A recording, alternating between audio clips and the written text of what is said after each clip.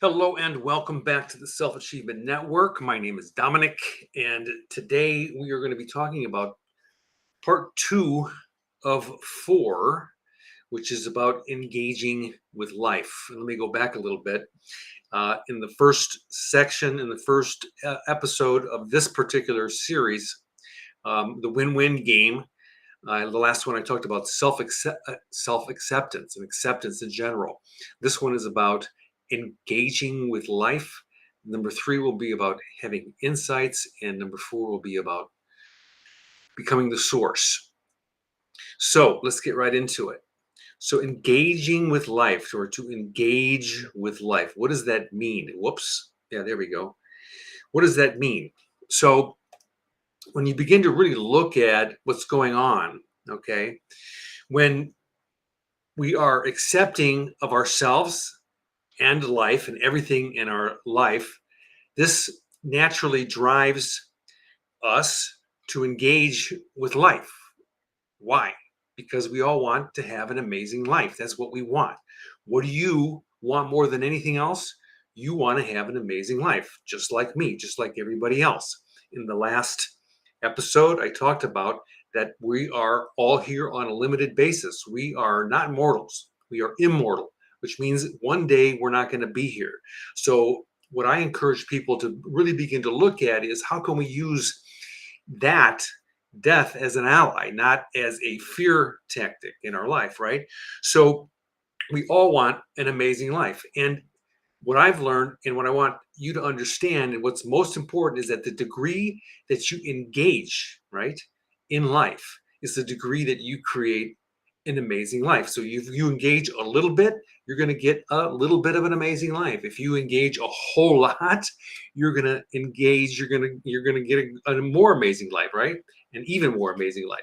So that has to do with everything, every aspect of your life. Where's my wheel of life here? I can't find it. Here it is, right here. My wheel of life. Okay.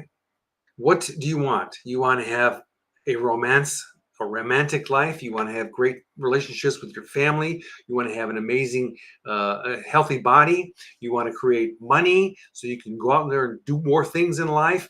You want to have an amazing career or have a business or an online business, whatever it may be. You want to have an awesome house, an environment that you can live in. You want to go out there and have lots of fun and do lots of things, recreation, and continue your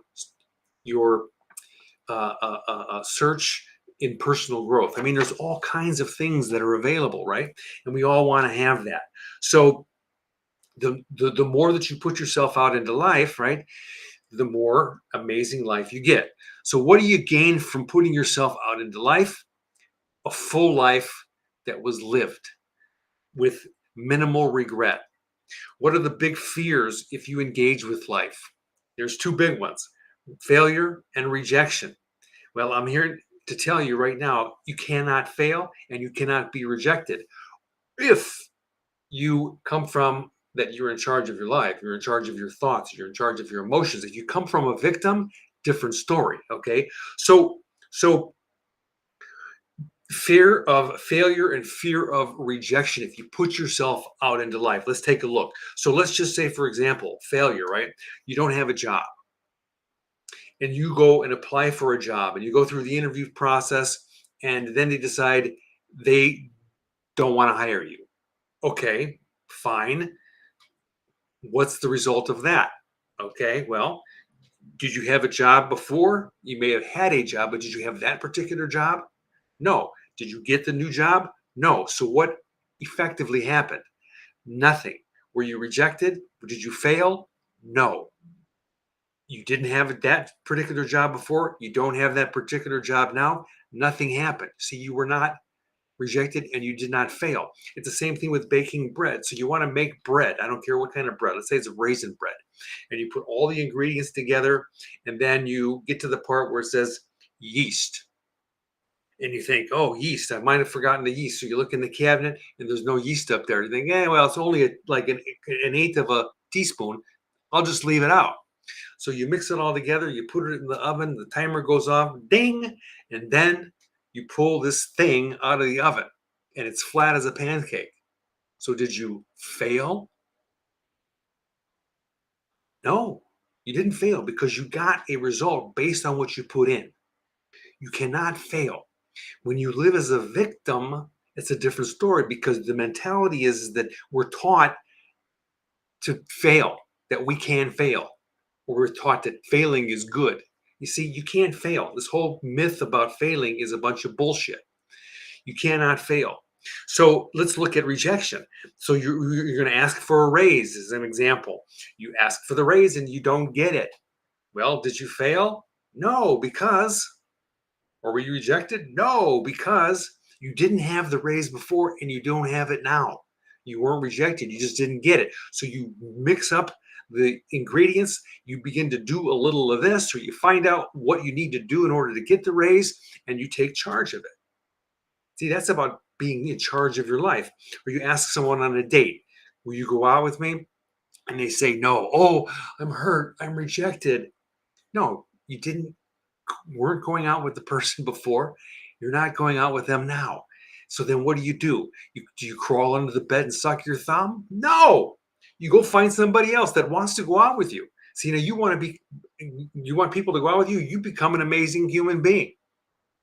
That's all that it takes. Then you'll have so many people that want to go out with you, you'll be you'll be turning people away, right? So it's the point is really simple. So did you fail or were you successful? You can only succeed at everything that you do. What changed? Nothing. You didn't have what you didn't have before. You don't have it now, or you didn't, after the effort that you put in, nothing changed. So you were not rejected. It's just all in your mind. It's what you put together in your brain. So when you live as a victim, you will, in fact, be rejected and you will fail because that's what you're programmed to think and you're programmed to feel. But that's not the truth. When you take charge of your thoughts and emotions, it's impossible to fail or be rejected. So if you live from that place, then you don't have to worry about having regrets. Oh yeah, okay. Once in a while, you're gonna have I coulda, shoulda, woulda. I wish I had. But yeah, we want to minimize those regrets so that we can maximize life and not fall into all these traps. You see, so you're in charge.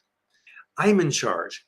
Everybody else is in charge. I'm not in charge of you and your thoughts, and you're not in charge of me or anybody else's thoughts. You're only in charge of the charge that you put on everything. So, like a battery has a charge, a positive and a negative. So, you put a positive spin on something, and you're going to get a certain experience. And you put a negative spin on something, you're going to get a negative experience. And that's just the way that it is. So who's in charge of choosing which charge that you put on any event or anything? You are. You see, whether you like it or not, whether you believe it or not, it's in fact the truth. So you might as well begin to look at what the areas of your life where you're not doing that and begin to do it, taking charge, right? So the more you engage in life, the more you learn and the more realizations that you have. They're called insights. Having an insight. An insight is like an aha, like, wow, I just realized that I was being negative toward myself and I don't need to be anymore. I don't need to do that anymore. Or I saw my neighbor across the way and I had this bad thought about him. I don't need to do that anymore. It's not serving me. You see, so you have these insights. It could be about money. It could be about anything. It could be about a relationship. It could be about your job. It could be about your manager, right? So I'm going to be talking about insights and the power that we have in what the power that insights give us in the next episode. So when you engage in life, you experience exciting emotions such as joy, contentment, satisfaction, progress. Isn't that what everybody wants to experience in their life? Joy, contentment, progress. Don't you want to make progress? Aren't you tired of being stagnant in your life? Of course, right? Old thoughts and old and emotional patterns, they fade away with zero effort when you begin to engage in life. Why? Because you're too busy creating your new life. Focus your attention on something completely different, and all this stuff that you were doing before, the negative things and all the bad thoughts and the victim mentality stuff, it just fades away. It goes away because you're focused on new things, engaging in life, creating the kind of lifestyle that you want, living life, which is the purpose of our life, is to live life, right? So engaging in life raises your self-esteem. This means you value yourself and your abilities even when you make mistakes or experience setbacks. That's by engaging, because you when you engage, yeah, sure, are you putting yourself out, you're becoming more vulnerable, yeah, you're going to make mistakes, but that's no big deal, because you just get back up and you start walking again, and you keep going. That's all there is to it. Engaging in life gives you confidence. What to do, what to pursue goals and to live your life to the fullest. You stop letting fear or doubt hold you back, and you take more risks and step outside your comfort zone more often. So the more we live inside this shell, inside this boundary that keeps us, you know, inside, right? Life is outside the comfort zone. It's not inside the comfort zone. We want to get ourselves out of this thing. And when you engage, you're going to put yourself outside the circle more often, and you're going to start to have a lot more fun, right? So why? Because you're doing what you've always wanted to do. And what is that? To live life. That's what it's about, living your life. So when you're engaged in life, you connect more with people and you build stronger relationships. Living life, being accepting, open, and honest with others creates deeper, real, and meaningful relationships. So when you begin to become accepting, like I talked about in the first episode, then it's like gives us this natural flow that we want to engage in life. And then when it comes to relationships, we want to be open, we want to be honest with people, we want to create meaningful relationships. And that's when like the real juicy stuff starts to happen. Engaging in life helps you to manage stress and anxiety because you're having fun. More fun that you're having, the less stress, the less anxiety you're going to have. When you're not constantly dwelling on the past shit or worrying about an uncertain future, you relax and you enjoy your life more. And you can make a plan B. That's what they talk about, giving yourself a second chance. That's why I created Life Plan 2.0, because 2.0 means a second chance, giving yourself that chance. It's a course that I put together. You can look it up or send me a message. Engaging in life has physical health benefits. Why? Because you want to be healthier. When you engage in your life, all of a sudden you want things to work. You want things to happen. You want magic. You want to be healthy and you're having such a great time. Why do you want to be healthy? So that you can live longer and you can enjoy what life is really about. Enjoying life. You're going to die. I talked about this in episode 1. You're going to die. I'm going to die. We're all going to die, whether you like it or not, whether you believe it or not. We think that other people are going to die. That's not true.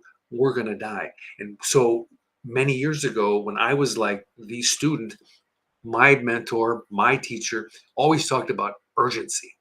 What is urgency? Getting into urgency about becoming an accepting human being, getting into an emergency about my life and beginning to do things and take risks. And I'll tell you, I did it. It was the smartest thing I ever did. So let's look at the payoff in general, overall, right? So when you begin to engage in life, what are the payoffs? You learn new things. Your life becomes more satisfying. You have less or no regrets. Life becomes extremely fun. It becomes challenging. When's the last time you really challenged yourself to do something that you thought you couldn't do? Like stop smoking or stop drinking or a bad habit. Not that any of those are bad, proven. Okay, you do that in excess, yeah, you're slowly killing yourself, right?